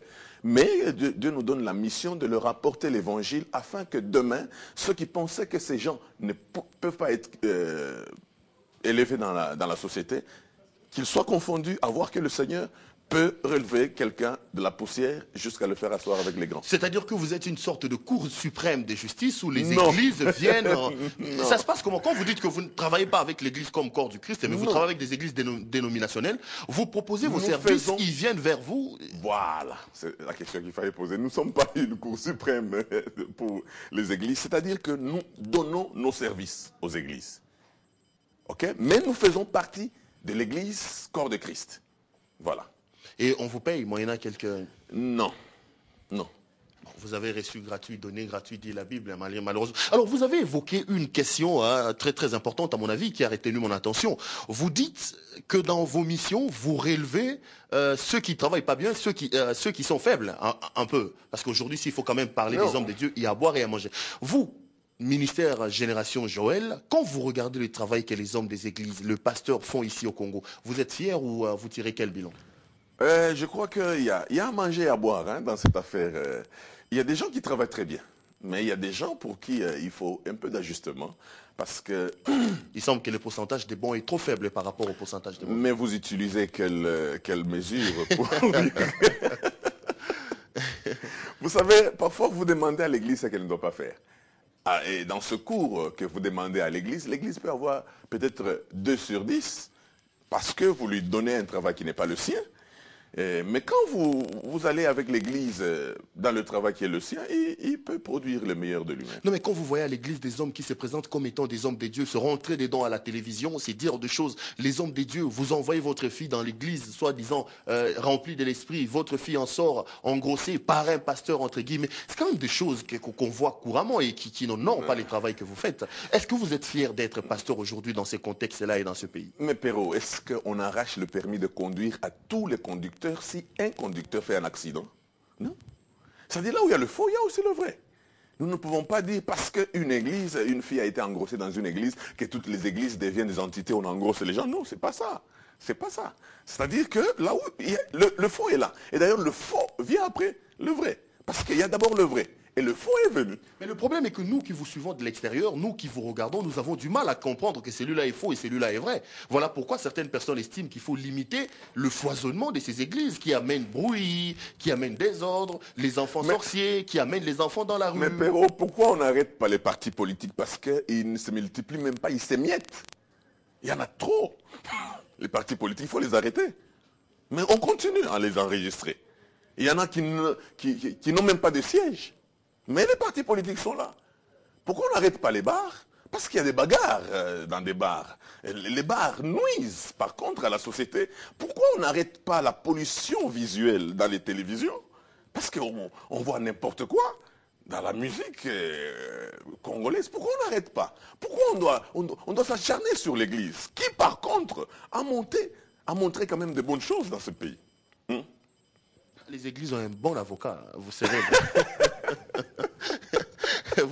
Mais le problème, pasteur Réussite, le problème est que vous attribuez une certaine sorte de statut. Ouais. Vous avez le ministère de l'esprit, vous êtes là pour corriger. Alors quand la pourriture commence par chez vous, c'est tout à fait normal que ça puisse offusquer les gens. C'est tout à fait normal que les gens se posent des questions et que les gens vous rentrent dedans. Comme Non, ça montre que le diable existe. Ça montre que le diable existe. Malheureusement, vous savez, il y a des choses. L'extérieur a sa manière de juger l'église. Je ne dis pas que l'église telle que l'extérieur la voit est 100% blanc. Non, il y a des choses qu'il y a à corriger dans la marche de certaines églises, mais hélas, il y a des choses que l'extérieur comprend très mal. La Bible dit clairement, vous les reconnaîtrez à partir de leurs fruits. La Bible ne dit pas, vous reconnaîtrez le faux quand ils n'auront pas tel don ou tel autre don. La Bible déclare, vous les reconnaîtrez à partir de leurs fruits. Comment voulez-vous, quelqu'un qui se proclame manguier, il produit des goyaves, mais vous restez avec lui pour que demain vous puissiez dire non, l'église n'agit pas comme il faut. Non, non. Parce que quelqu'un vous a donné une prophétie et que les choses se sont réalisées, mais il court avec les femmes à gauche et à droite, vous restez avec cette personne, vous attendez le jour où il va vous décevoir. Non. Il produit déjà des mauvais fruits, c'est suffisant. Les gens ne veulent pas lire la Bible. Qu'est-ce que dit la Bible à ce propos? La Bible ici, moi je l'appelle comme... c'est un prospectus. On dirait que Dieu a créé l'homme. Il a mis le prospectus dans le carton, parlons entre parenthèses, dans le carton où il y avait l'homme. Pour dire, quand ça n'ira pas, lisez le prospectus pour dire, ça ne va pas là, comment corriger? Ça ne va pas là, comment corriger? Mais hélas, les gens ne lisent pas le prospectus. Les gens veulent se tailler les pasteurs à leur manière. Ils veulent se tailler les hommes de Dieu, entre parenthèses, à leur manière. Non, c'est pas ça. Alors, pasteur, si vous-même aussi, les hommes, vous êtes déjà membre de quelle structure? Vous, ministère Génération des Joël, vous êtes de l'AM, j'allais dire AMP. Non, ouais. non. Vous êtes de l'Église des Réveils du Congo, Église RRRC, vous êtes de quelle structure? Non, nous sommes quelle plateforme? Nous sommes d'une grande communauté. On va s'attarder sur cette question-ci. On va perdre beaucoup de temps si on s'attarde sur cette question parce que là, ça sera, il y aura à manger et à boire. Vous n'êtes pas dans ces structures-là, des plateformes. Non. Pourquoi? Je donne ma langue au chat sur cette question. Alors, parlons alors des choses où... alors, quand vous regardez un peu le fonctionnement de ces structures, il y a au Conseil supérieur des églises des réveils avec Mukuna qui s'est rentré dedans avec Kankienza et son église des réveils, Denile Sikikrex. Quand vous regardez le fonctionnement de ces structures, ça sera quoi votre commentaire? Mais je vais te dire quelque chose, Perrault. Tu sais, Jésus est lumière. Jésus reste Dieu. C'est-à-dire que l'homme peut aller à gauche et à droite. Ça montre que le diable existe et que Jésus est en train de faire son travail. Parce que tant que nous n'aurons pas vu le faux, il nous sera vraiment difficile de distinguer. Qu'est-ce que vous voulez dire? Les plateformes sont des faux? Non, je te dis qu'il y a à manger et à boire dans tout ça. Je ne suis pas là... Aidez les téléspectateurs qui sont à la maison. Je ne suis pas là... Vous avez joué à l'avocat. Je ne suis pas là pour jouer ce rôle. Vous savez... Vous savez, Perrault, il y a un problème que vous ne connaissez pas. Surtout, c'est un problème qu'on reproche plus aux Quinois. Est-ce que vous savez que Kinshasa est un point sur une carte? N'est même pas un petit rond, un point sur la carte du Congo. Et on ne peut pas juger l'église du Congo en fonction de toutes les bêtises qui se passent à Kinshasa. Mais quand vous circulez, Dieu m'a fait grâce, j'ai eu le temps de circuler. On dit que Kinshasa est le centre d'impulsion. Non, vous savez que j'ai rencontré... qui imprime une certaine marque, une certaine marche. Ça ne réussit pas toujours en province. Ça ne réussit pas toujours en province. Je te dis que j'ai été à certains endroits, quand vous dites seulement que vous êtes Quinois, on ne vous reçoit pas. J'étais dans un pays où quelqu'un m'a posé la question, dit, tu viens du Congo? J'ai dit, oui, tu viens du Congo. Vous voyagez beaucoup les pasteurs avec nos dîmes et nos offrandes. Ouais, mais vous voulez qu'on voyage avec quoi? Parce que les politiciens voyagent avec l'argent de nos taxes. Hein. Ça, il ne faut pas oublier. Même quand il y a des points de presse, oh non, j'étais dans tel pays, tout ça, il ne faut pas oublier qu'ils voyagent avec l'argent de l'État. Aucun politicien ne voyage avec son argent. Okay. Quand vous voulez bien vous comparer aux politiciens, c'est bon. Okay. Non, nos offrandes, nos dîmes, non, ça provient. Vous, les pasteurs, vous vous enrichissez avec nos dîmes et nous vous enrichissons. Non, attendez. Vous avez une église de 3000 personnes. Le pasteur va en France aujourd'hui, demain il va aux États-Unis. C'est lui qui roule avec la belle voiture. Il se permet de prendre même les femmes de ses... Non, Bon. non. Il peut rouler avec une belle voiture, mais avec il l'argent ne peut pas se permettre de prendre les femmes avec l'argent Là, avec l'argent Mais vous voulez qu'on voyage avec quoi? Les gens de l'ONATRA voyagent avec l'argent de l'ONATRA. Les gens de la SONAS voyagent avec l'argent de l'ONATRA. C'est comme ça qu'on vous dit que vous créez des histoires pour rançonner la population, Mais une non, population on ne crée pauvre. pas des histoires. On ne crée pas des histoires. Après 10 mètres une église, après 20 mètres, parce que ça devient un bon commerce où, attendez, vous rançonnez les gens, vous nous faites construire de vous dire en Espagne, en esprit, et puis après on vous amène l'argent. Perrault, dis ceci. Un PDG d'une société ici, il a été en Chine, il a été au Japon, il a été en France, il est allé chercher les partenaires et il revient. Et qui, après un temps, après une année, il n'y a même pas de partenaire jusque-là. Mais il a utilisé l'argent de la société. Là, vous ne parlez pas de rançon. Mais quand un pasteur va en mission pour la formation, il va en mission pour aller prêcher la parole du Seigneur, là, vous parlez de rançon. Est-ce que vous êtes juste? Vous utilisez les termes justes pour juger l'Église? C'est pas juste. Revenons, vous disiez quand vous étiez à l'extérieur, évidemment, oui, comme ça arrive beaucoup à tous les pasteurs. Oui, quelqu'un me dit... non, ne vous en faites pas, il y a des gens qui font le vagabondage international, hein, tout le monde n'est pas en mission. Quelqu'un me dit, vous venez du Congo, vous venez de Kinshasa. J'ai dit non, je viens de Lubumbashi. J'ai dit, vous êtes passé par Kinshasa pour venir ici. J'ai dit non. J'ai quitté Lubumbashi jusqu'ici sans passer par Kinshasa. Il dit, ah, ça se fait? J'ai dit, mais oui, ça se fait. Et il y a beaucoup de gens. Vous savez qu'à Kinshasa, beaucoup de gens, quand ils entendent parler de Lubumbashi, ils pensent que nous sommes vraiment en bourse. Ils disent, ah, Bato Mboka. Nous ne sommes pas en bourse. Le problème, c'est que quand vous ne connaissez pas ce qui est autour de vous, votre monde n'est pas le monde. Il y a quelqu'un qui juge tout le pays en fonction de ce qu'il voit à Kin. Ce n'est pas vrai. J'ai entendu les gens dire, non, il n'y a pas d'église, il n'y a pas de prophète en qui on peut faire confiance dans ce pays. À Kinshasa, peut-être. Mais je vous dis qu'il y a des prophètes dans ce pays. Et j'en ai vu. Et j'en ai rencontré. Il y a des prophètes. Vous êtes plutôt là. Alors, qu'est-ce que vous voulez dire en gros? Qu'est-ce qu'on est censé comprendre? Qu'à Kinshasa, il y a un malaise. Vous êtes censé comprendre que le qui n'a pas encore touché tout le pays. Vous êtes censé comprendre que le malaise qui est à Kin n'est pas nécessairement dans tout le pays. Alors, chers frères, prenons les billets, allons à Lubumbashi, au Kasaï pour aller prier là-bas, parce que là, il y a encore des bons, alors qu'ici à Kinshasa, il n'y a rien. Alors, pasteur. Et puis, il y a un problème de mentalité. Chaque province, quand vous êtes à l'Est, est-ce que vous savez que nos frères de l'Est, ils sont plus attachés aux pays qui sont à l'Est, le Rwanda et le Burundi. Et ils ne sont pas plus attachés aux gens qui sont à Kin. Ils ont pratiquement une même mentalité. Par contre, quand vous allez dans le Kasaï, ce n'est pas la même chose qu'avec Kin. Le Kasaï est un peu plus rapproché de Kin que du Katanga. Quand vous êtes dans le Katanga est plus rapproché de la Zambie. Et quand vous circulez, vous allez vous rendre compte, nous ne sommes pas les mêmes. Mais quand même nous sommes dans un même pays... Je comprends, c'est un pasteur qui vient du Katanga, les élans sécessionnistes du Katanga. Même les pasteurs. Vous aimez beaucoup ça, vous les faites. C'est pas ça. Les élans sécessionnistes au Kinshasa, ce qui s'est fait à Kinshasa, c'est pas nous. Bon. Mais non. Quand c'est un Katangais qui parle, on comprend. Hein? Quand il y a eu des mauvaises, quand il y a des mauvaises choses, nous ne pouvons pas. Apparemment, si vous devenez gouverneur du Katanga, vous allez nous imposer des visas. Non, moi j'allais même dire ceci. Peut-être pour enchérir les choses, j'ai dit, si demain il me demandait quel conseil je pourrais donner pour que les choses marchent, je dirais peut-être, si on peut essayer, on peut faire un essai, on change un peu de capital. Non, mais on a commencé par comme ça Kinshasa ne soit pas la capitale. On a commencé par le Babou, on est passé par... Alors, pasteur, on voulait également parler d'une question très très importante. Oui. Hein. Aujourd'hui, apparemment, vous défendez bien les églises bec et ongles. Je défends la cause de Christ, pas les églises seulement bâtiments. Ah bon, ok. Alors, qu'il y a à manger et à boire dans cette affaire. Merci beaucoup, heureusement que vous le reconnaissez enfin. Et à manger et à boire à Kinshasa, à Lubumbashi, à Kananga, à Mujima et partout. Alors, quand on vous pose la question, par exemple, de savoir quel est l'apport de l'Église, parce que je voulais que l'émission d'aujourd'hui tourne autour de cette question, ça peut être quoi ce que l'Église peut apporter dans une nation comme la nôtre? Perrault, tu sais, la Bible elle-même, Jésus lui-même, dans Matthieu 5, 13, il dit que les chrétiens, nous devons être le sel de la terre. Le sel donne la saveur. Vous savez, on ne dit jamais, on dit facilement cette viande est salée. On ne dit jamais ce sel est viandé.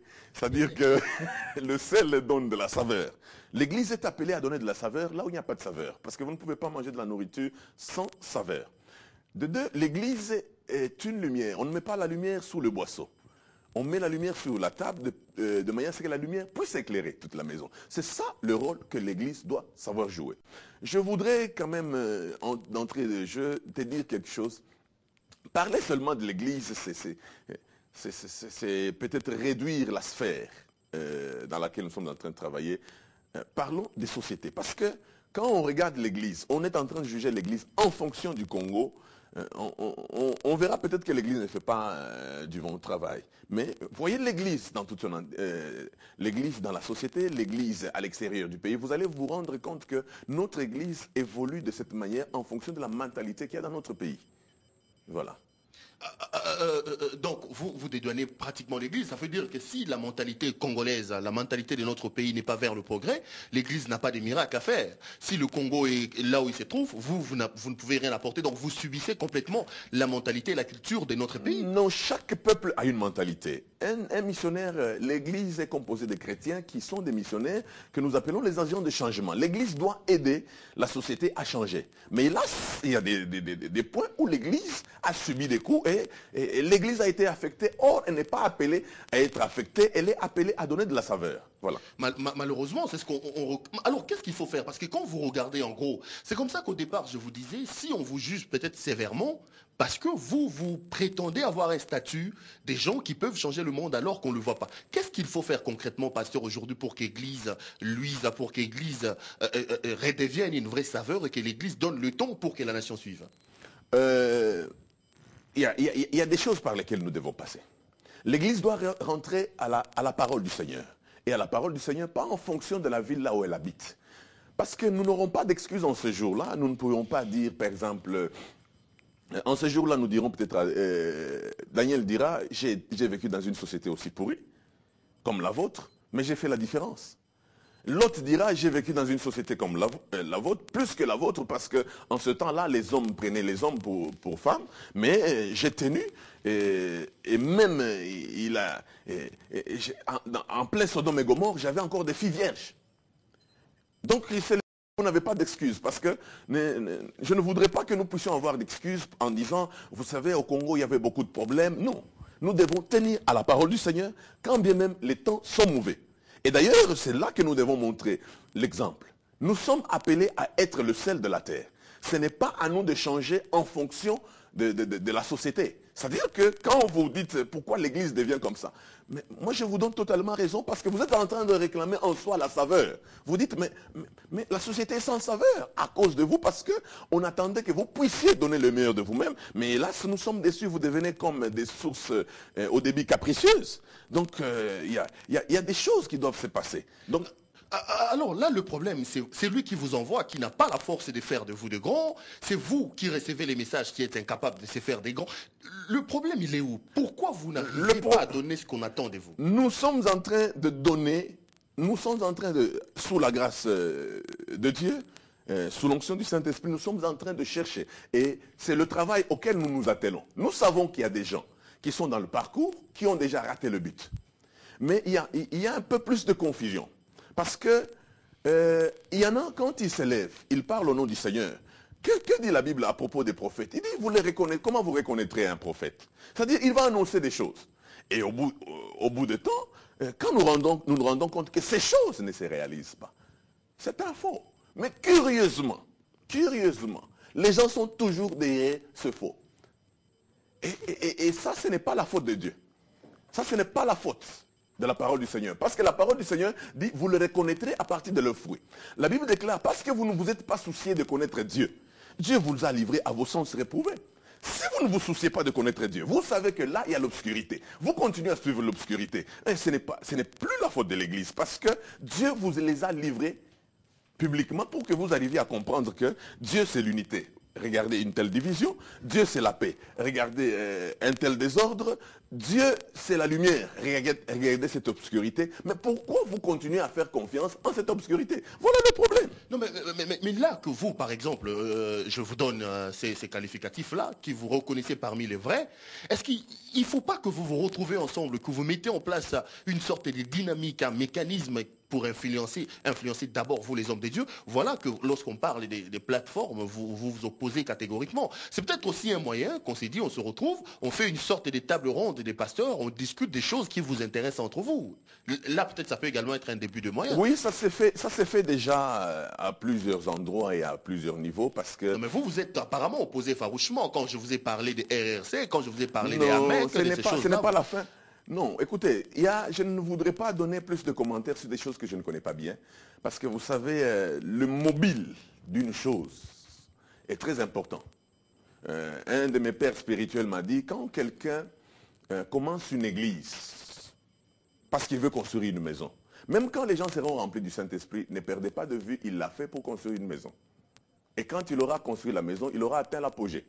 Et même si cette église tombe, il s'en fout éperdument parce qu'il a commencé cette église pour construire une maison. C'est pour te dire que je ne peux pas juger une plateforme dont je ne connais même pas le mobile et même les structures. Alors, je ne suis pas là peut-être pour détruire, dire, bon, cette plateforme n'est pas bonne. Mais au moins, je défends la cause de Christ. Mais dans votre défense, on peut lire entre les lignes, surtout par rapport à ce que vous dites, Ouais. une sorte d'aveu d'échec. Quand vous dites, bon, il y a des vrais... Apparemment, vous... Non, mon problème à moi, c'est que ce qui arrive, on dirait que ce qui arrive au Congo n'est arrivé qu'au Congo, et puis c'est fini, il n'y a pas d'espoir. Non. Je vous dis que dans ce pays, quand vous circulez dans ce pays, vous trouvez qu'il y a des endroits où l'Église a joué un rôle très important. Mais malheureusement, parfois, nous jugeons l'Église en fonction de ce qui se passe à la télé. Nous jugeons l'Église en fonction d'un petit nombre de pasteurs que nous connaissons. Je vous dis que l'Église a joué un rôle très important dans ce pays et continue à jouer ce rôle. S'il y a eu d'abus, dans une certaine mesure, somewhere, quelque part, c'est que ça ne signifie pas que c'est ça le résultat de l'Église. Non. C'est pas ça. Donc vous, quand vous regardez cette église, vous êtes un peu fier. Alors, on vous reproche également, vous, l'enseignement que vous apportez à l'église. Ouais. C'est ce qui fait qu'aujourd'hui, l'église n'a pas beaucoup d'influence sur le monde. L'église n'arrive pas à donner cet élan. Vous nous dites qu'on va aller en Europe. Vous nous dites qu'on va se marier. Vous nous dites qu'il faut prier sans cesse. Vous faites des permanences où nous, les fidèles, nous venons, nous prions. Entre-temps, on vous amène l'argent. C'est vous qui vous achetez des maisons. Le problème, c'est le message que c'est là que les hommes des églises, c'est là que je voudrais vous dire que Kinshasa n'est pas le pays. Vous arrivez par exemple en plein ville de Kolwezi, en plein ville de Likasi, vous dites aux gens, Yamba visa nayo. Mais ils vont vous dire, mais on veut aller où? On ne t'a pas dit qu'on a un projet de sortir du pays. C'est un phénomène de Kinshasa. Hein? Sur le vagabondage international. C'est un phénomène de Kinshasa qui n'est pas seulement à l'église, qui est aussi dans la société.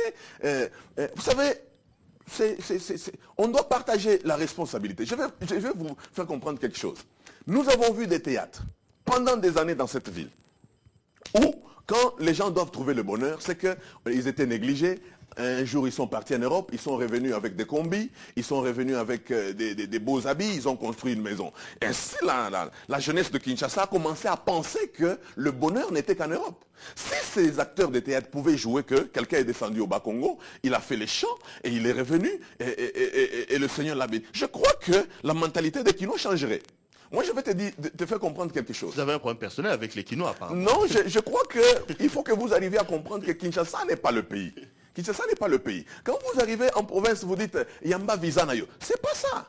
Les gens vont vous dire, nous allons partir où? Mais j'aimerais relever quelque chose.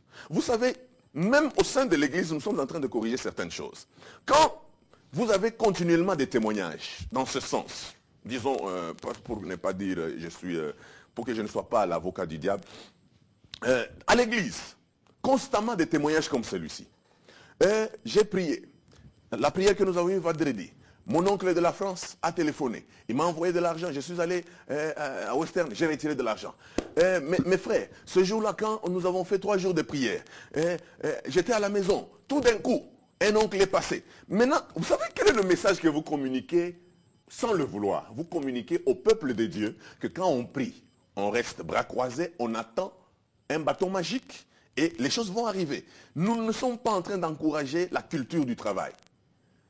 Et la culture du travail est bafouée non seulement à l'église, la culture du travail est bafouée sur tout le pays. Je vais te faire comprendre Pourquoi elle est bafouée sur tout le pays et d'où vient ce syndrome? Parce que nous ne pouvons pas combattre un mal sans pour autant aller à la source. D'où est venu ce syndrome? Nos grands-parents, ils étaient dans ce pays. Ils circulaient dans ce pays. Ils vivaient, chacun avait son petit champ, ou d'autres vivaient de la chasse et de la cueillette. Et soudain, les Blancs ont atterri ici. Ils nous ont montré un système de travail. Un travail industriel ou un travail à grande échelle. Nos parents ont commencé à travailler. Comme ils n'étaient pas habitués à cela, ils ont commencé à résister. Mais qu'est-ce qui est arrivé avec le colonisateur? Vous résistez, on vous coupe le bras. Vous résistez, on vous donne telle autre punition, on vous coupe la main, ainsi de suite avec le fouet qu'il y a eu. Ce qui fait que quand nous avons accédé à l'indépendance, nous avons mis dans notre tête que le travail était attaché au blanc. Comme nous étions en train de faire partir le blanc, nous avons fait partir aussi le travail. Voilà la culture d'enrichissement malhonnête qui est entrée dans ce pays. Les gens ne veulent pas travailler, mais ils veulent avoir les résultats de ceux qui ont travaillé. Tu vois d'où vient le problème.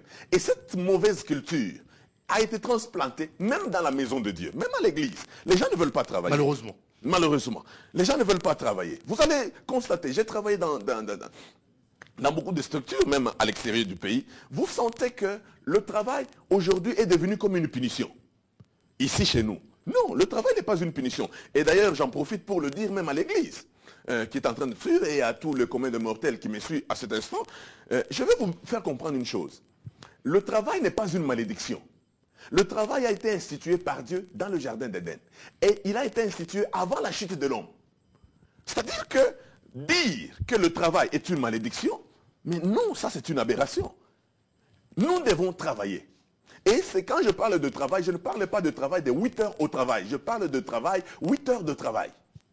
Et quand vous faites 8 heures au travail, vous attendez à un résultat. Et il y a quelque chose, je plains d'abord mes concitoyens et dans mon pays. Vous savez, il y a des principes. Si vous faites la même chose, mais vous vous attendez à un résultat différent de ce que vous aviez hier, vous êtes fou. Pour avoir un résultat différent, vous devez changer vos manières de faire les choses. Vous comprenez? Nous avons besoin de témoignages comme celui-ci à l'église. Dieu m'a béni. Le frère Perrault m'a donné, $300. J'ai regardé que dans cet argent, il y avait la nourriture et la sémence, selon les principes de la Bible. J'ai pris la sémence. J'ai fait quoi? J'ai commencé, j'ai peut-être acheté une machine, j'ai fait ceci, j'ai commencé un petit champ, j'ai commencé une affaire. Voilà, au bout d'une année, je suis à $3000. Voilà les témoignages que nous voulons à l'église. Nous ne voulons plus de l'église qui donne des témoignages. J'étais là, tout d'un coup, quelqu'un m'a téléphoné. Mais on communique quoi? C'est-à-dire que... C'est ça le miracle, semble-t-il. Mais non, écoutez, ne faites pas le miracle là où le Seigneur ne vous demande pas de faire le miracle. C'est le Seigneur qui a institué le travail. Si vous ne voulez pas travailler, et d'ailleurs, il dit lui-même que celui qui ne travaille pas ne mange pas non plus. Il y a des gens qui sont vraiment en erreur. Ils pêchent parce qu'ils mangent sans travailler. C'est grave. Ils mangent sans travailler. Non, non, il faut travailler. Il y a une culture, par exemple, ici, on dit, après sakaté, on va vous donner pourquoi? Pourquoi que vous avez fait? Mais travaillez pour qu'on vous paye. C'est ça le problème. Alors là, le problème, il faut également travailler la tête des pasteurs. C'est là que... Non, c'est pas seulement les pasteurs. C'est là que la Bible... Non, c'est les pasteurs qui amènent le message. Suis-moi bien. Okay. C'est là que la Bible déclare... J'ai même envie de vous donner un tableau. J'ai l'impression d'être dans un cours. Et je crois que mes téléspectateurs ont fait le même constat. La Bible dit dans Romains 12:2, soyez transformés par le renouvellement de l'intelligence, afin que vous discerniez quelle est la volonté de Dieu. Vous savez, quand on dit qu'il faut être transformé par le renouvellement de l'intelligence, c'est quoi? Je vais te faire comprendre quelque chose. La Bible déclare dans Ésaïe 55, le verset 8, « Mes pensées ne sont pas vos pensées, mes voix ne sont pas vos voix. Tel le ciel est séparé de la terre, ainsi mes pensées et mes voix sont séparées des vôtres. » Ce que Dieu appelle les richesses, ce n'est pas ce que vous appelez richesse. Ce que Dieu appelle élévation, ce n'est pas ce que vous appelez élévation. Vous pouvez beau parler en parlant de l'élévation, mais pour Dieu, vous avez tapé à côté parce que ce que vous appelez élévation, ce n'est pas ce que Dieu appelle élévation. Quand vous avez un garde-robe, vous avez 100 vestes dans votre garde-robe, et que vous passez nuit sur une mousse de la grandeur d'un cahier de brouillon, vous appelez ça élévation? Vous appelez ça élévation? Quand vous ne mangez pas à la longueur de journée, suis-moi, quand vous ne déjeunez pas, vous ne savez pas manger pour satisfaire, pour être en bonne santé. Vous ne pouvez même pas avoir une nourriture conséquente sur votre table. mais vous avez au moins une veste de $1000. C'est ça que vous appelez élévation. Vous l'appelez élévation en fonction de votre contrée. En fonction du milieu. En fonction de Kinshasa. En fonction de Kinshasa. Parce que je vais te dire une chose. Vous pouvez allez ailleurs dans les le monde. Chinois en ont eu pour leur compte aujourd'hui. Allez ailleurs dans le monde, par exemple anglophone, vous allez trouver quelqu'un qui a beaucoup d'argent. Mais qui ne peut pas démontrer cet argent avec le nombre de ses vestes. Qui le manifeste avec son compte. Vous comprenez un peu? Quand vous visitez son compte, vous vous rendez compte que cet homme, il a raison. Quand vous visitez sa maison, vous vous rendez compte qu'il a raison de dire je rentre à la maison. Parce que... comment vous jugez-vous la grandeur dans votre milieu? Comment jugez-vous l'élévation dans votre milieu? C'est là où le bas blesse. La Bible déclare, mes pensées ne sont pas vos pensées. Vous pouvez dire que je suis grand. Est-ce que Dieu vous trouve grand? Il l'a fait avec nos bien-aimés, il l'a fait avec Abraham. Abraham dit à Dieu, je m'en vais sans enfant, je n'ai qu'Eliezer de Damas comme héritier. Dieu dit, est-ce que je t'ai dit, c'est Eliezer? Sors de ta maison, compte les étoiles, compte le sable de la mer. Là, il a pris maintenant la vision de Dieu. Il a pris maintenant la vision de Dieu. Et maintenant, il a commencé à marcher en fonction de la vision de Dieu. Il faut que nous arrivions à comprendre que le monde, ton monde n'est pas le monde. Ton monde n'est pas le monde. Si tu vis dans un milieu où les gens estiment que quand ils ont $100, ils ont atteint le top. Mais le jour où vous irez, là où les gens... il est dans un hôtel où il paye $3000 par jour et il a déjà fait 2 mois là. Vous allez dire quoi? Vous allez dire que vous avez beaucoup d'argent? Vous comprenez? C'est pour cela que ce que nous devons faire, nous devons avoir comme référence Dieu.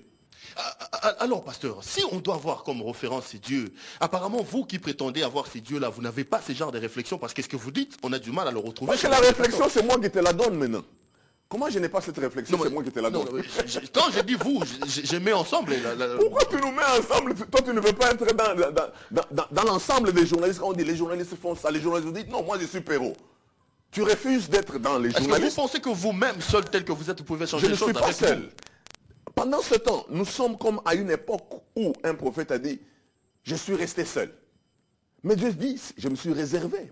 Beaucoup de gens qui n'ont pas fléchi les genoux. Je te dis, dans ce pays, j'ai contacté des pasteurs qui n'ont pas fléchi les genoux devant Baal. J'ai contacté des pasteurs.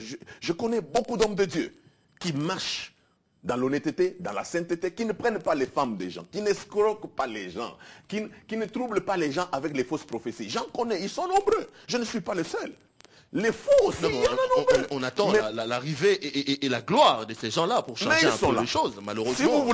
Si vous les cherchez, vous allez les trouver. Moi j'ai dit, le vrai problème, c'est qu'on a l'impression que vous qui prétendez être le vrai, vous êtes engloutis par le faux. Non, les faux ont tellement pris de la place dans les médias. Et vous avez jugé le vrai en fonction de ce que vous avez suivi dans les médias. Voilà pourquoi nous nous sommes dit, l'une des choses, nous allons partir aussi dans les médias. C'est pour cela que nous sommes aussi dans les médias aujourd'hui, pour montrer qu'il y a encore de l'espoir. J'espère pour vous que les trains n'est pas encore parti. Vous allez retrouver les trains qui n'a pas... J'ai plus de 20 ans dans le ministère. Donc ce n'est pas que j'ai cru hier. La plupart des gens disent non, non, celui-là, ils n'ont même pas 15. Non mais pasteur, le problème aussi c'est la manière dont on fabrique le pasteur. Hein. Je dors, je me réveille, j'ai une vision, je deviens pasteur. Alors que pour devenir prêtre, il faut faire 8 ans, il faut faire 20. Est-ce qu'il vous arrive aussi de réfléchir par rapport à ça? On devient pasteur comment? Il dormait, un monsieur qui n'a pas étudié, un monsieur...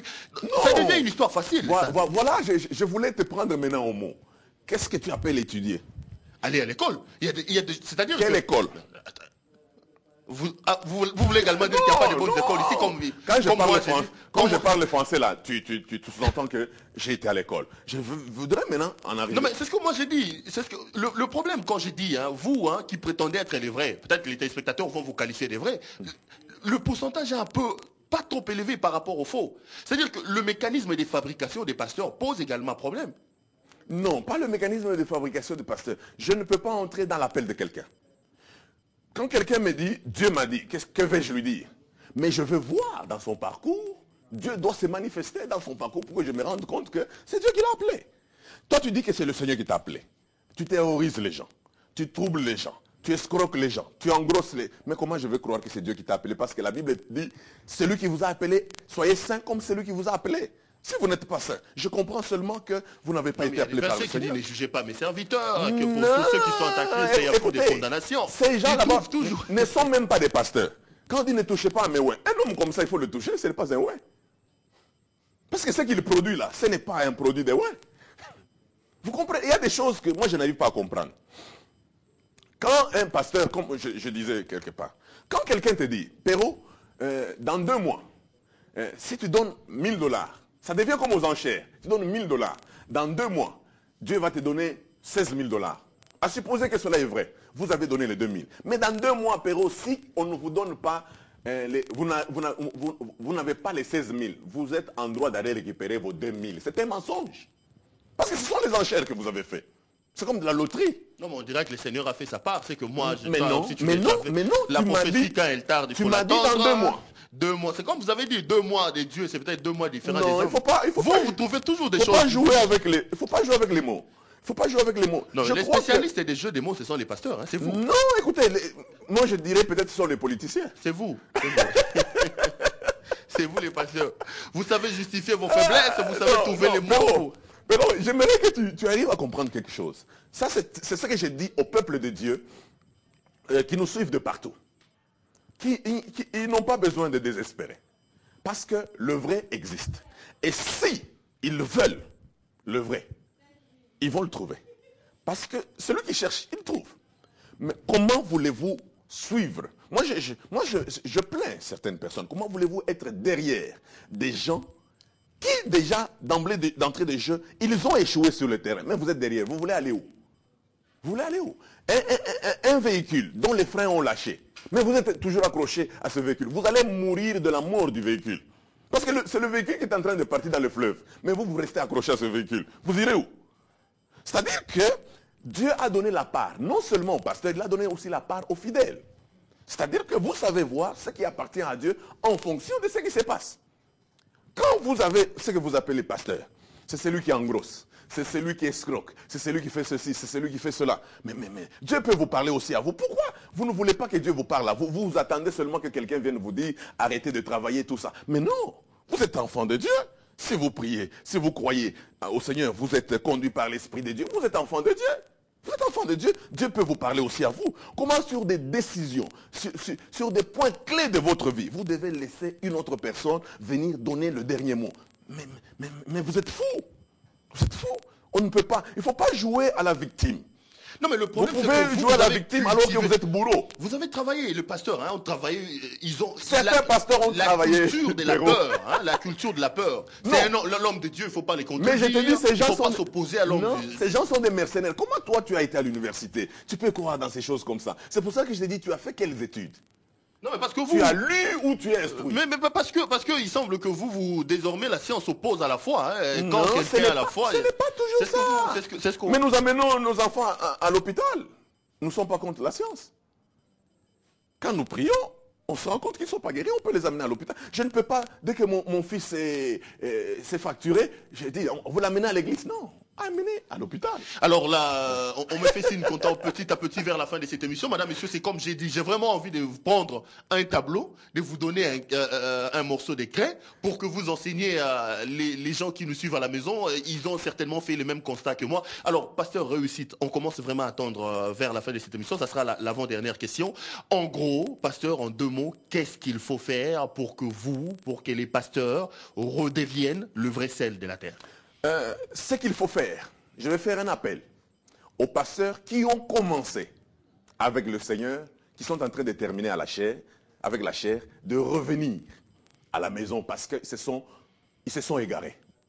Je veux dire à ceux qui tiennent bon de ne pas envier le mal, parce que Asaph, dans la Bible déclare, toutefois mon pied allait fléchir quand j'ai commencé à observer le méchant. Il tente Dieu, il échappe, apparemment il est en train de prospérer. Mais quand j'ai vu le sort final du méchant, j'ai tiré les sons. C'est pour dire que tenez bon, le Seigneur est là et le Seigneur affermit ce qui lui appartient. Je voudrais dire ceci à tous mes bien-aimés qui sont en train de me suivre dans ce pays ou en dehors du pays, que même quand les gens vont à côté, Christ ne va pas à côté, Christ demeure la lumière. La parole du Seigneur, elle est très claire. lisez la parole du Seigneur, jugez le monde en fonction de la parole du Seigneur. Si vous voulez vous créer une vérité à vous, vous êtes une proie pour l'ennemi. Les faux, il y en aura toujours, parce que ce n'est pas pour la première fois qu'il y a les faux. Même dans la Bible, il y a eu des faux. C'est-à-dire que la lumière, elle est là. C'est à vous de vous exposer à la lumière. Et la lumière est en train d'éclairer. Vous pouvez vous-même regarder et suivre que là où il y a le faux, et là, il y a le vrai. Les fausses prophéties, il y en a. Les vrais, il y en a. Mais je tiens à vous dire une chose. Réfléchissons, Péro. Quelqu'un te dit, je vais aller jeûner pour toi à la montagne. J'ai besoin de lait. J'ai besoin du pain. Jugeons un peu d'une manière classique. Déjeuner, c'est le contraire de jeûner. C'est-à-dire quelqu'un, il prend les choses pour déjeuner, mais il les amène pour jeûner. Vous réfléchissez. C'est-à-dire que vous aussi, vous n'êtes pas normal.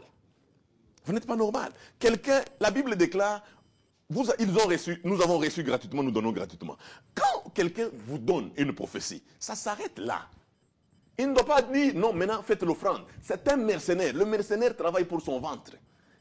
Et même quand il fait tout un message, il peut faire un message, il peut parler, vous pouvez même sauter. Mais vous allez constater une chose qui arrive dans les mercenaires, c'est qu'ils atterrissent toujours aux offrandes. Les offrandes sont leur piste d'atterrissage. Ce n'est pas normal. Parce qu'un mercenaire, c'est comme quand on avait les Zimbabwéens là. Ils combattaient à nos côtés. Ce n'est pas qu'ils aimaient notre pays. Non, ils le faisaient pour de l'argent. Et ils n'aiment pas le pays. C'est-à-dire ce sont les gens qui annoncent Christ. Paul les a même dit, ils annoncent Christ pour un motif impur. Leur Dieu, c'est leur ventre. Même quand ils vous annoncent des choses, si vous ne leur donnez pas quelque chose, c'est-à-dire que vous avez des problèmes avec eux, c'est déjà les signes des faux. Mais vous êtes toujours derrière ces faux. Vous dites que, oh non, ils sont faux. Mais vous êtes toujours derrière. Là, vous n'êtes plus victime. Là, vous devenez bourreau. Alors, vous encouragez le mal. Et puis, je vais te dire une chose. Ça sera la dernière? Oui, je vais te dire une chose. Vous savez que en une minute, l'argent que nous donnons à l'église, c'est une sémence. La sémence a trois critères. La sémence, nous devons donner beaucoup, comme la Bible le dit, donner abondamment. Celui qui sème abondamment récolte abondamment. La qualité est une chose importante. La terre, c'est une chose très importante. Vous mettez votre sémence, vous soutenez quel type de serviteur? C'est une mauvaise terre. Vous allez mettre dans les cailloux et vous attendez que Dieu vous bénisse. C'est-à-dire que quand vous soutenez un pasteur impudique, vous êtes à la base. C'est-à-dire comme l'argent est innocent, l'argent amplifie. Vous amplifiez son impudicité. Donc vous êtes à la base et non seulement Dieu va le frapper, il va vous frapper aussi. Alors là, ça sera votre mot de la fin. Merci beaucoup, pasteur Réussite. Didier Lukunku, je crois très sincèrement que toi qui es encore à l'extérieur et qui n'a nulle part où prier, je te conseille de chercher le pasteur Réussite Ngoy. Chers amis, les gens estiment parfois, dans ma manière de faire, que je suis athée. Ils ont du mal à comprendre un peu ma foi. Ça m'arrive pas trop souvent ce que je vais dire. Ça fait plusieurs années que je présente cette émission, mais je vais dire que c'est des rares de fois où je suis en face de quelqu'un qui me convainc. Merci. Qui me convainc. Je suis très flatté de vous avoir invité. Je ne vous flatte pas, mais je vous dis très sincèrement. Merci Alors, beaucoup. merci également à vous qui nous avez suivis.